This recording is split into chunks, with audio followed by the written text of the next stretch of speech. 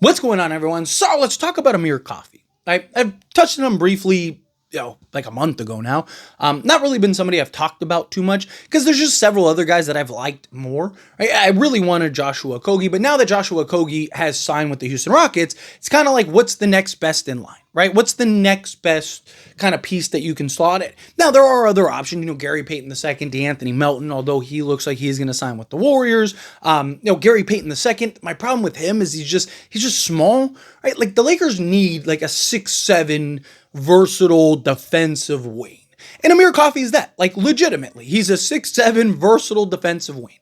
And it's, to me, honestly, it's a little surprising that he's still available. That like I understand, like he's a guy that there's a lot of questions on, right? Like he's not a guy that has been just so blown away, two-way defensive guy. He's had some bad defensive seasons. Last year he was a 115, which isn't bad, right? But like I think slightly better. I think league average was like 116 and some change. So he's actually slightly better than league average, like a point better than league average. But like he's had some good years, he's had some bad years. There's a lot of questions about him in like a more expanded role, right? Like think of like Taurean Prince with us, right? When he played like 15 minutes, he was like the best Laker on the team, right? But as soon as he played that 15th in 1 minute, right? Like all of a sudden he's like the worst player on the court and you need to get off of him. So there's a lot of questions with Amir Coffey in that regard. He's a little older now, but you also got to keep in mind, like I genuinely think Amir Coffey could be a product of his environment type of player. And I've talked about this before,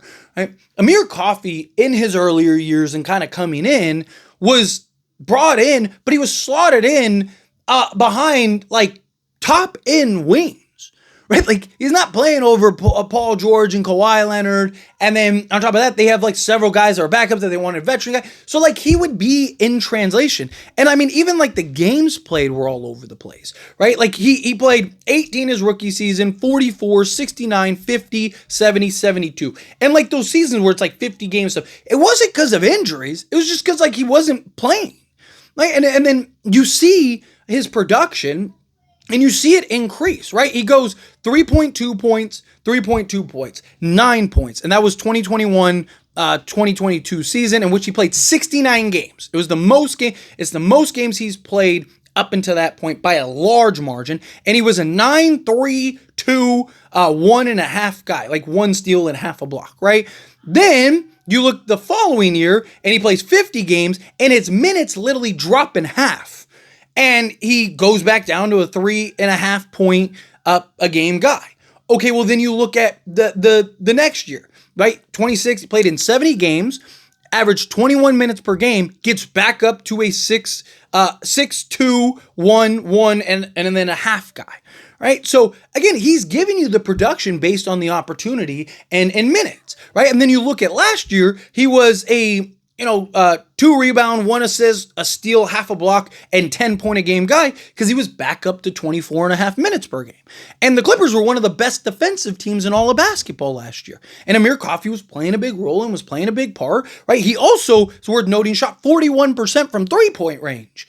Right? Like, so again, he's exactly on paper what the Lakers need. A legit, sizable 6'7", versatile 3-and-D wing.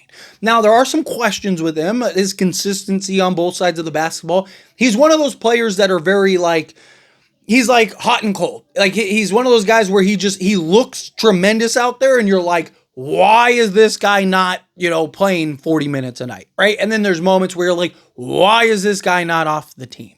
But again, it's, you look at like a team like the Clippers over the years, like they haven't needed a guy like Amir Coffey to the level that a Lakers team needs. And you see a lot of times like a guy will be in one place and then go to another place and gives you completely different production. Right? Like sometimes it's just like the opportunity and where you go and how things play out. I mean, this is like an extreme example, but I know it's one that everyone will know. Like look at Jalen Brunson. Right? He's like an afterthought on Dallas. Ends up getting an opportunity with the Knicks, and all of a sudden becomes one of the best players in all of basketball, right? Like literally the face of the franchise for the New York Knicks.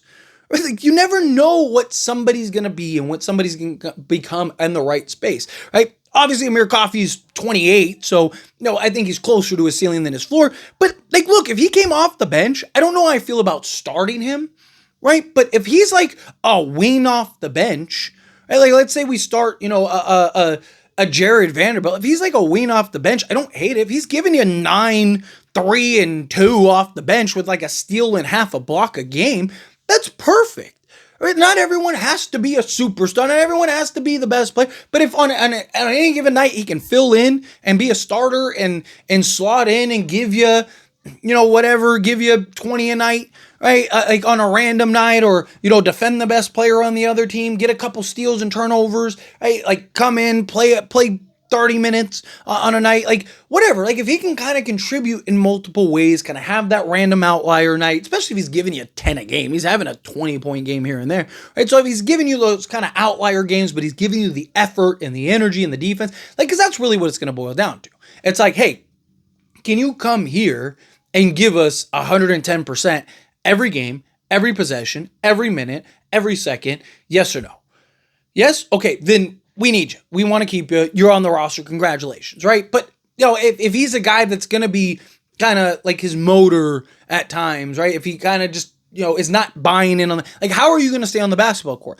Be one of the best defenders on the team, right? Especially if you can get back to shooting 40% from three-point range. You got to keep in mind, he's been playing alongside Luka Doncic, LeBron James, and Austin Reeves.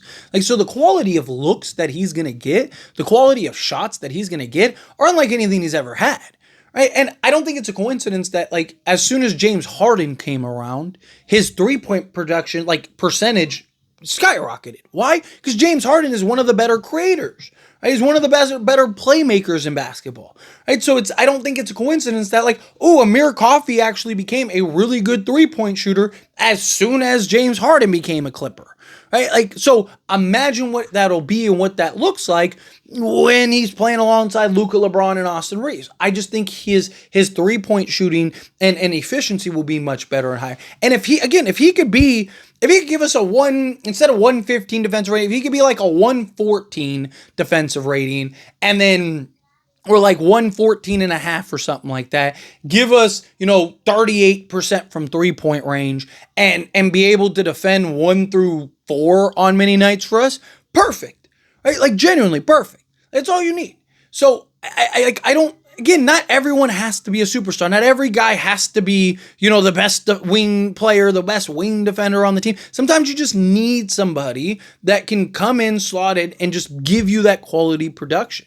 The problem that Amir Coffey has is, like, he doesn't have like those insane tools. He's not this like insane athlete. His wingspan is as big as he is, right? Like a lot of times, like Marcus Smart, for example, he's 6'3", but he's got a 6'9" wingspan, right? So he's just got the super long arms and can defend 1 through 3. Where Amir Coffey, he's 6'7", but so is his wingspan. I think it's like 6'7" and a half is actually his wingspan. So it's like half an inch taller than what he is, right? So again, he has kind of those limitations. But there's several guys in the league that are really good defenders that are able to do it. It's about the effort. He has the size and the length, and he is athletic enough to where, he can defend and do multiple things. But it's just, like, I look at this team, I look at, like, what they need, and I think Amir Coffey, now that Josh Okogie is off the board, I do think Amir Coffey is worth the risk and worth the gamble for the Lakers. Obviously, DeAnthony Melton would be my preferred. He'd be my favorite. But given that, he's probably going to the Warriors, if the Lakers free up the cap space in a roster spot, I would look to Amir Coffey to come in, slot in, and just kind of see what he could do. Right? Worst case scenario, he's like the 14th guy on your bench, and he's not playing anyway, and he doesn't help, and it's just like, we'll call him when we need him type thing, right? Or maybe you're including him in a trade for salary filler at the deadline or something. Like, I think it's low risk, high reward. And there's a potential that it actually works really well for you. There's the potential that he actually does kind of give you the production he gave last year, but, maybe slightly better because, it'd be a different role on a different team and different opportunities and all that, right? So, I don't know, it's just kind of a thought. But let's get into kind of what he could do. First off, he just turned 28 in June. So, he's 28 years old, so he's seasoned, right? He played 72 games last year, started in 13 of those games. He played 70 games the year before, by the way. But last year he played 24.3 minutes per game, averaged 7.1 field goal attempts, right? Shot 47.1% from the floor, 3-point range on 3.4 attempts. He shot 41%. It's actually 40.9 if you want to be exact, but basically 41% from three-point range. Two-point range on 3.7 attempts was 53%, 52.9 if you want to be specific. EFG of 57%. Free throw shooting on just under 2 attempts, 1.8 attempts, was 89.1% from the free throw line. Rebounding, 2.2 rebounds, 1 assist, a steal, half a block, and just under 10 points per game, 9.7 to be exact. If you look at his per 36 doesn't tell you everything. Kind of gives you an idea of like what would he be in a full-time minute role. He would have been 14.3 points, 3.3 rebounds, 1.6 assists, a steal, and half a block per game. Again, like, he's fine. Is he like the answer to all the Lakers' problems? No, probably not. But I think he's good enough to warrant a roster spot if the Lakers, again, free up that roster spot in order to sign somebody. But we'll see how it all plays out and what it looks like. But anyway, as always, this is a discussion. I pass the question on you. Let me know your thoughts and opinions down in the comments. That being said, if you haven't liked this video, hit that like button. Helps me a lot. Lets me enjoy these types of videos, and I truly appreciate it. Not subscribe channel, hit that subscribe button. Turn on the bell notifications. Appreciate y'all. See you in the next one. Thank you.